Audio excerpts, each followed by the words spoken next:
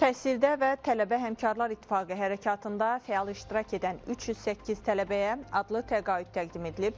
Bakı Ali Neft Məktəbində milli lider Heydər Əliyevin anadan olmasının 102-ci il dönümü ilə əlaqədar keçirilən tədbirdə qeyd edilib ki, bu layihə Azərbaycan Təhsil İşçiləri Azad Həmkarlar İttifaqı Respublika Komitəsi tərəfindən 1995-ci ildən həyata keçirilir.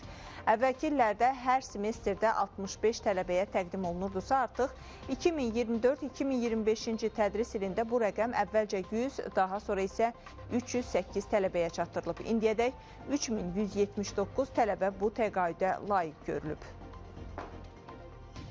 Bu il yubileylidir.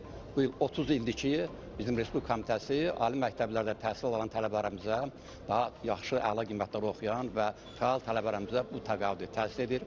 Hesab edirəm ki, bu tələbələri həm ictimai həyatda, həm onların tələbə kollektivlərində özlərini doğrultması onların bu gün bu təqaüdə layiq görməsinə səbəb olub.